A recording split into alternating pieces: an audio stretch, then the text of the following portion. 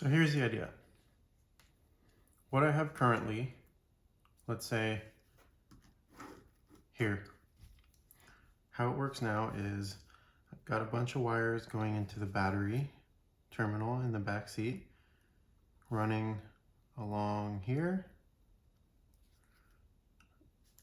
out to the fuse box on the other side of the firewall, and then power back in to the ECM, grounds here, engine, grounds to the frame, battery, grounds to the frame. Some wires go over through the trunk to the fuel pump, through a fuse. This is an inertia switch. So if the car flips or gets hit really hard, it's going to trigger the fuse. It's essentially a magnetic ball which holds a switch down. When that trips, then you have to actually press it back down to reset it. That cuts off the fuel pump. Fuel pump grounds to the frame. So this isn't sufficient for a number of reasons.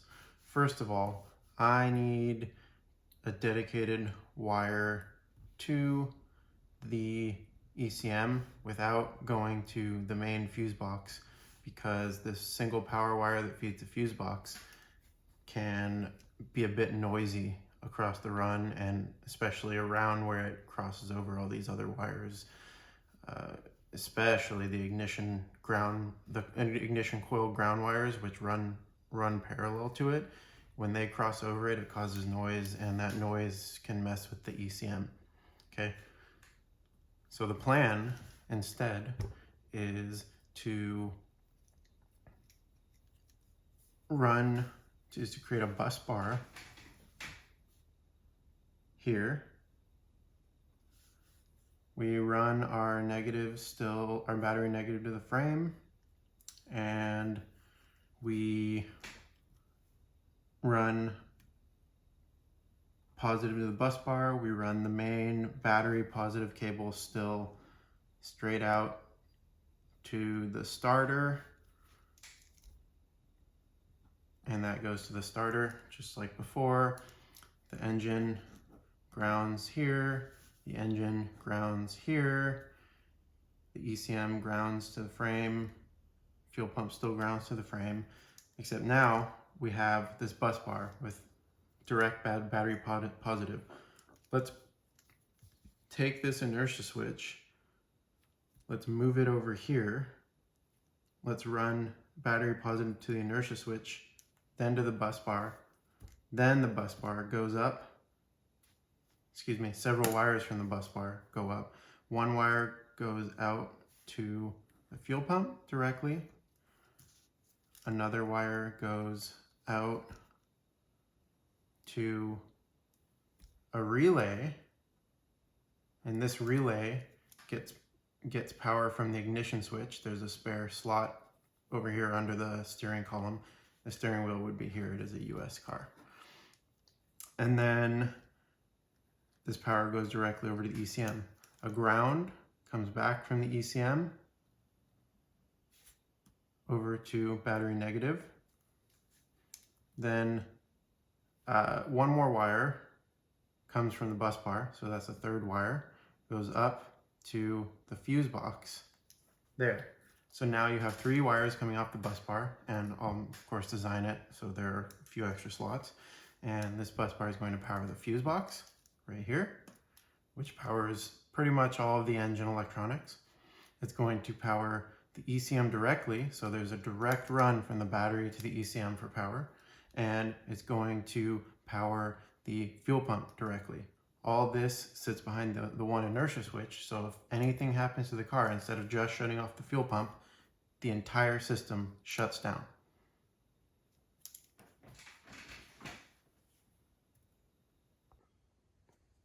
This is what my wiring looks like in the front of the car. And I'm mostly happy with it, but there are a few things that I'm going to be changing here. So right now, a big wire comes up from the battery here to power in through this relay, which is switched by the ignition switch, powers all this. And this powers everything else, including the ECM, which comes off of that wire there. But that's not going to fly. Too much noise sending everything into one box, and I need dedicated wires for the ECM. So here's how it's going down. My first step is going to be to move this relay to the back seat and then send power from it straight over through this wire into here. Okay. Moving underneath the dash, I'm going to have to remove these panels and expose those wires underneath. There is an open prong, I guess, an open plug that is designed for use on any accessory, radios, whatever, aftermarket accessories from the factory. And that plug is what I'm going to be using to switching the relay that turns on the ECM, which is over here in the glove box.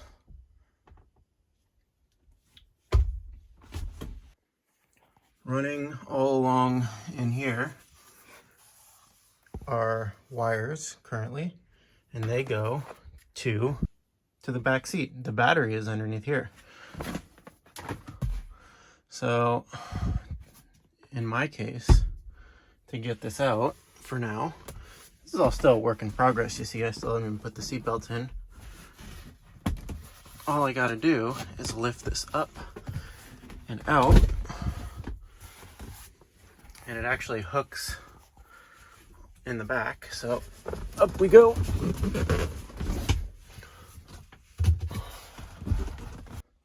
Here's what we have back here.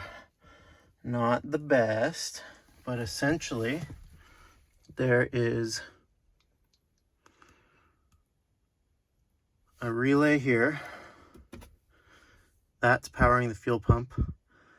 It gets power from this wire, which comes from that ignition slot that I mentioned before. And none of that is all that ideal. We've got a couple wires coming off of here. This is the main power wire. This is going to the fuel pump. So what I'm going to do here is I'm going to run a wire over to here, put a fuse box and bus bar here, and then I'm going to take this power from this relay and power the fuse box. See if I can get some better lighting. Here we go. So this relay is going to power the fuse box, and on top of that I'm going to move my inertia switch into here. So now we're going to have a fuse box, a relay, and an inertia switch in here. And the fuse box is going to power the fuel pump. It's going to power the main power for everything. And it's going to have one more wire that's going to be a dedicated power for the ECM. Coming back to the ground side, right now we've got this one ground wire going over there. So I am going to run one more ground to the ECU, and then I will continue to use the frame grounds elsewhere. Let's take a look at what we got inside the trunk just for reference here. So here comes the power wire that I ran for the fuel pump. Comes over here, hits an inertia switch, and also a fuse. If you can see a fuse, and it's all pretty ugly. This inertia switch, actually, you can reset it by pressing that down when the magnetic ball pops up and releases the switch. If you get in an accident, just pressing it down resets it. As mentioned, currently the inertia switch only controls the fuel pump, but I am going to be switching that to control everything. The entire vehicle electronic system that I installed the engine management system, the coils, the fuel pump, all the sensors are going to shut off instantly when the inertia switch is triggered, not just the fuel pump. That way there's no more electrical flow, nothing's trying to run, etc. It just shuts off. You can see I've got some cleaning up to do, and I still have to build a interior for the trunk here. This did not come with it, though apparently from the factory they did. Along the years, 40 plus years, it has disappeared, probably destroyed. But I got some work to do. There's temporary setup for the sender. This is the sender. This is the actual pump right here.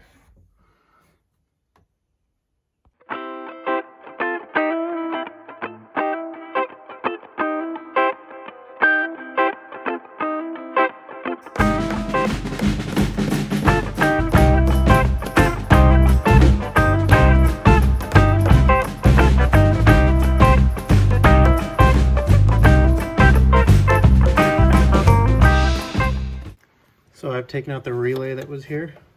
It was powered by ignition, and I now have power from the battery coming straight up to this front fuse box. This is switched under the back seat by a relay now, along with the fuel pump and some other electronics and the ECM. So part of the plan is going to be to clean this wiring up even farther. And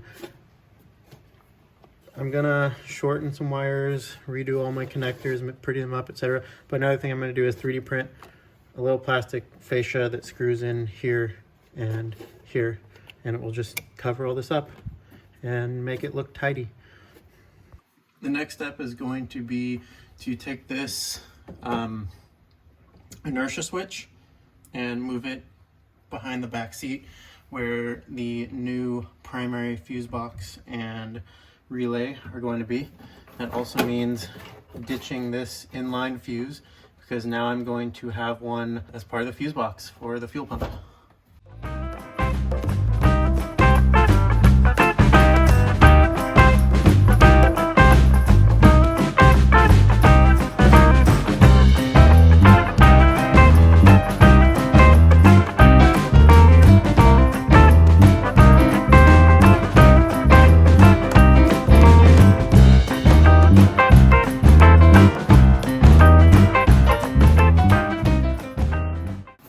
Got this wire bonded back together. I soldered it and heat shrunk it. This is the fuel level sender, and two of these wires, one is ground, one of them is the level, and this third wire I'm not using. It's the fuel low light, and that should just turn on. I'm pretty sure it is. This fuel pump sender is from a later model car. Pretty darn sure that's what it's for, and I'm not going to use it, so I'm pretty much just going to hide it inside of wire wrap. And this is the ground, so it doesn't really matter what it's touching, but I'm still going to tidy that up, put everything inside some wire wrap.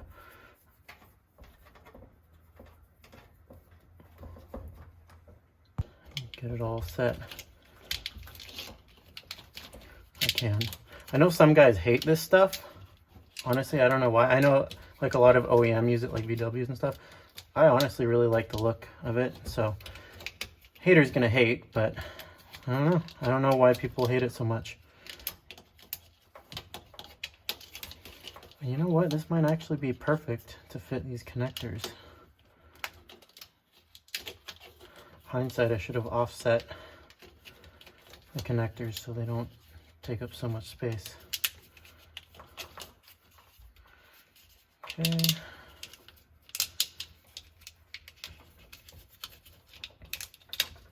There you have it. It's a little nicer looking.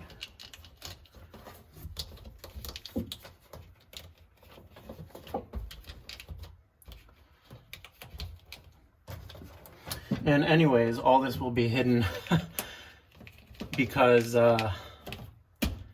I'm putting proper carpeted floor on here. I don't know, maybe I'll carpet it, maybe I'll do something else. But there will be a proper trunk floor here and sidewalls too. Okay, now the hard part. This is all a bit finicky in here. I'm in the back seat. This is underneath the rear seat again. This is the relay I was using, and it's cheap, like Napa Auto Parts, I think, relay. And I honestly hate that they do this with new relays, but the relay itself has the screw mount on it and the plug in the bottom doesn't. I don't know why they do that. Here is one of the BMW 1970s original relays and holders that was used as part of the smog system on this car. And it's pretty cool because you pull off the relay and the holder stays bolted in. So this is what I'm going to use. This relay I had up near the front fuse box, and I was switching up there, but I'm going to do all the switching back here now. I just think it's going to be a little bit cleaner of a setup, and yeah, that kind of isolates the front from the back really easily, and it takes noise out of the equation from the engine bay. So I'm ditching this and using this, and the way this is going to go is this relay is going to be right down here. This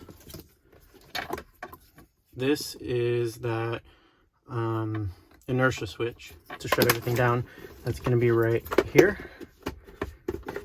ish, somewhere along those lines. Oops, bumped you.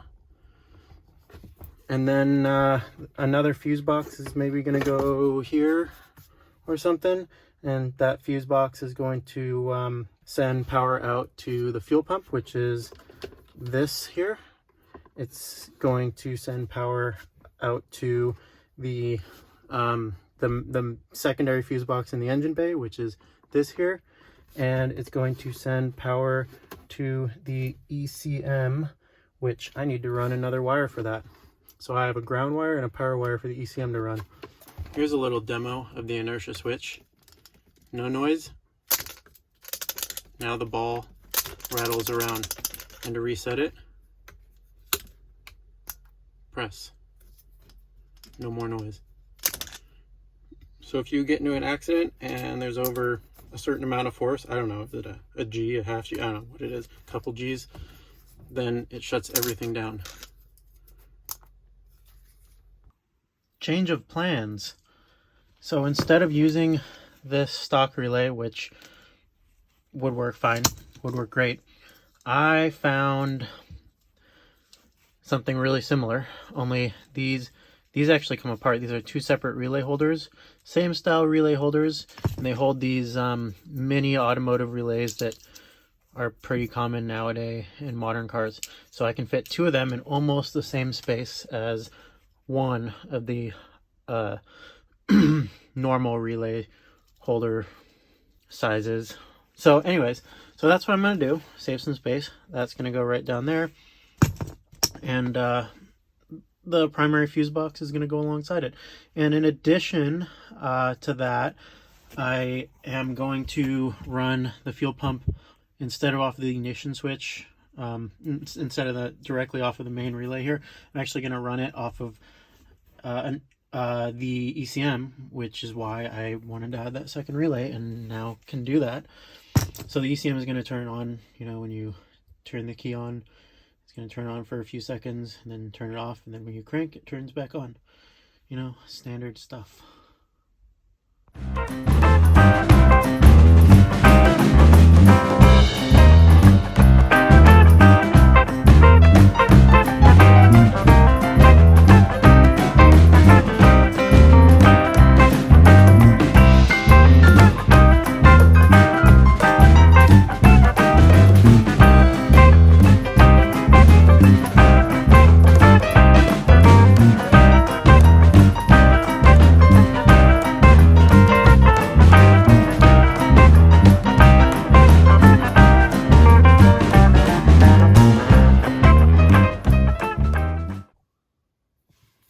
So we're up in the glove box, and here's the ECM, and I've unplugged it, and I've taken off some of the split loom covering my grounds.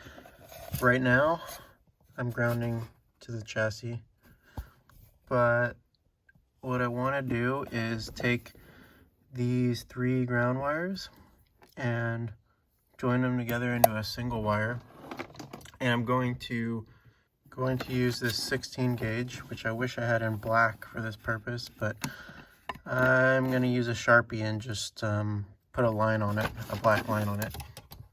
And this 16 gauge is going to go all the way back to the wire, or sorry, the battery. So we're going to have a really good ground straight to the battery. Then, per recommendation, these are all the sensor grounds, and these all join into one single ground at the ECM. All I need to do is shorten these wires so that this loop-de-loop isn't in here. I'm gonna get this all cleaned up. And same goes for this guy here. I had a couple more wires coming into here. I changed what I did, and now I don't. So I'm gonna shorten this up. I don't think I need these chokes anymore. I've come a long way since I put those on. Yeah, there's one more black wire here that I have to figure out. This is not properly inside the split loom right here. I'm gonna figure that out, what that is. Actually, I have a wiring diagram. And that is, let's see. I'm also going to add on this pin right here a fuel pump relay trigger line. I'm going to do that using this black 20 gauge wire right here, and that's going to go all the way back to the fuel pump relay. Then this red one is going to supply power, and I believe that replaces this blue wire right here. Currently I have the ECM getting power from the fuse box in the engine bay, but as mentioned, I want a direct line from the battery, so I will be ripping out this blue wire and instead using this 20 gauge red wire. It doesn't draw much current. This is more than enough. Honestly, most of what I use here, I used 18 gauge, and I really didn't need to. 20 gauge would have been enough. It's kind of been a bit of a hassle, but it is what it is.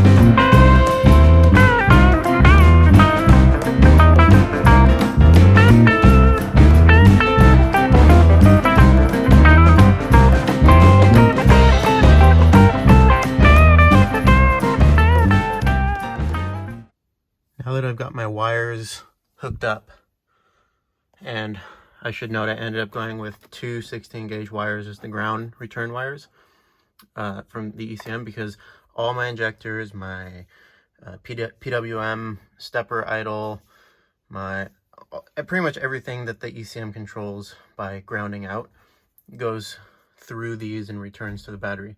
So I really wanted to give it the best possible chance. So now that that's done, I need to run these behind the dash, under the floor rail, whatever that is over there, and back to the battery over there. So I need to pull off all these nice new panels that I made, and that's okay because I need to paint this one anyways. So I got to get all these panels off, expose the wiring harness, pull out the wiring harness, wrap the new wires in it, and run them all the way back over.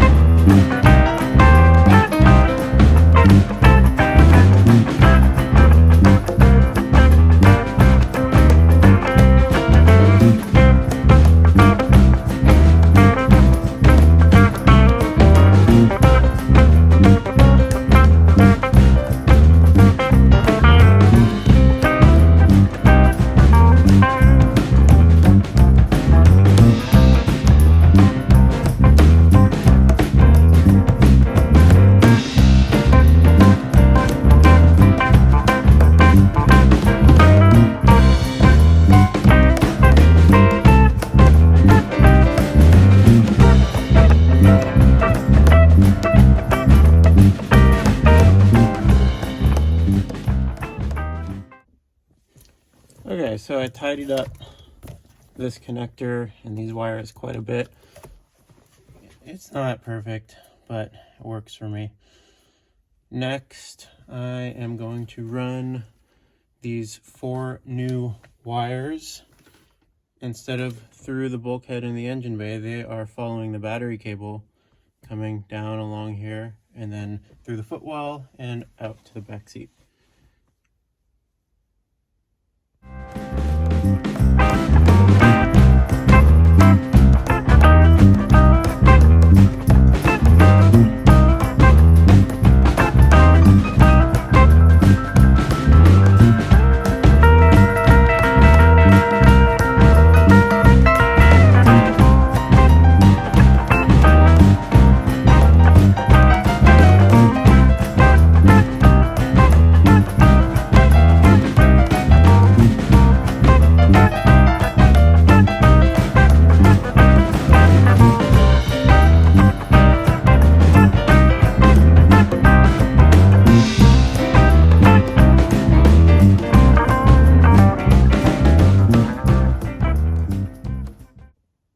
Got the wires run through the footwell and coming out the other end down there. Next, I am going to put the split loom back on this wire and run it back over to the ECM over there. And then I'll come back here and wire everything up.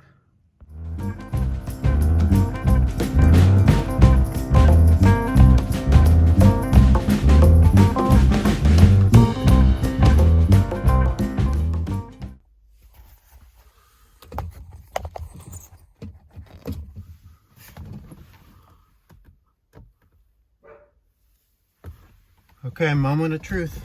Got everything wired up. Now let's touch our ground terminal. No sparks. No sparks. That's a good sign. Probably need to charge this battery, but at least it will click the relays. Let's get this in. First, and then this one.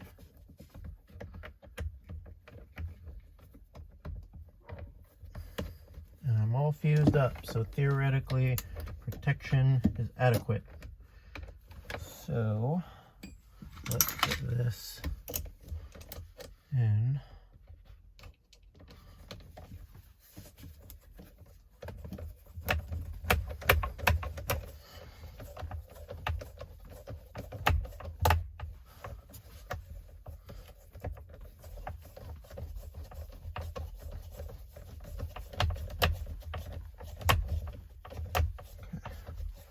I'll get the little nut on the back installed.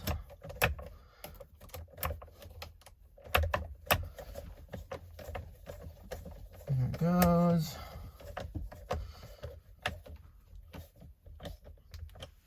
Okay. Tight enough for this purpose.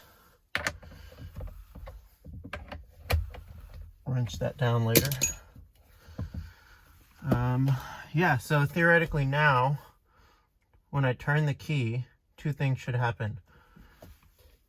Both relays should click on, potentially one, then the other, and then the fuel pump relay will turn right back off. So let's give it a try, see what happens, and not blow anything up. Battery was completely nuked, so I'm pretty sure I need a new battery anyways. This thing sits a lot and its capacity is not full. But now that we're on the charger, let's give it a go and see if we hear any clicks. Let's put the key in the ignition. Wait for it. There it is. You hear that? Put you a little closer. That's it. We're good. Let's hook the ECM back up and see if we can get the fuel pump turning on for a moment. Okay, so I pulled up the tune, and as you can see, it is already set for the fuel pump to come on. I don't really know for how long. Fuel pump, prime duration, 6 seconds.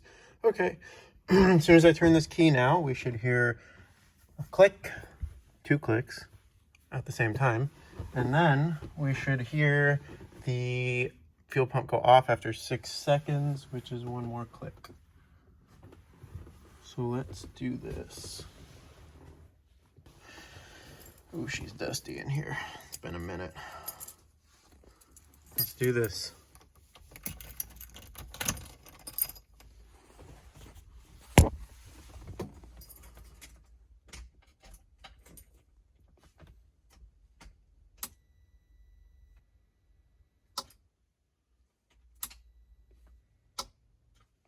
Nothing.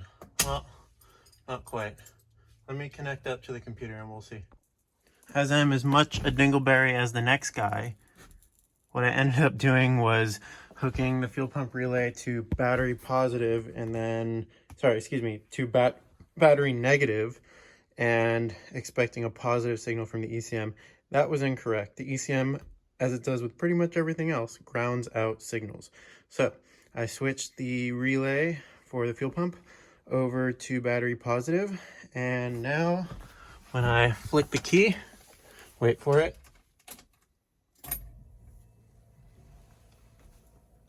hear that? Pump primed for 3 seconds, which I can configure. So now we're good to go. We're good to go. I'm going to let this battery charge up. She's going. It'll be a while.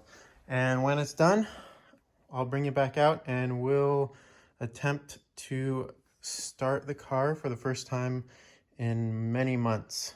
Many months. It's not going to start right because I messed with the tune and didn't dial it in. I'm going to have to tweak some stuff. See you then. Ignition on, fuel pump's going, and neutral, handbrake on, cranking.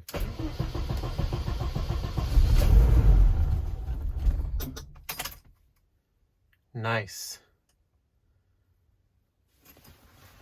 Wanted to go, but I've got some tuning to do, so I'll bring it back when I got that done.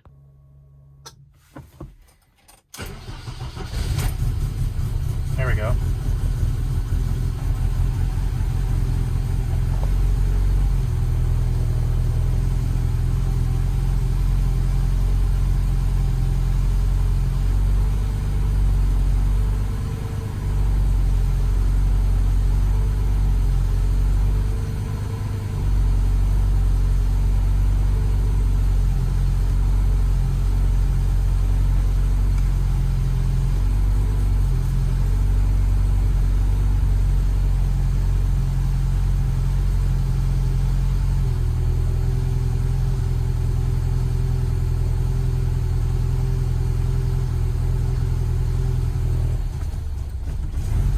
I just sent the tune to the controller, caused it to stutter a bit, except it failed CRC check.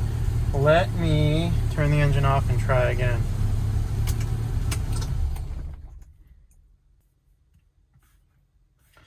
Okay, here we go again.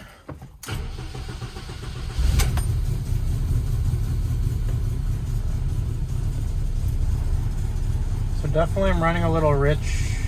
Well, maybe not. Good on sync losses. Don't appear to be running rich.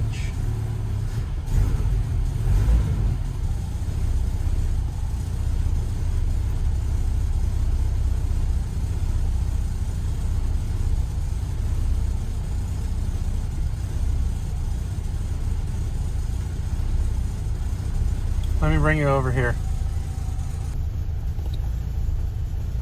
A little blurry, but she'll have to do. So this area on the graph right here,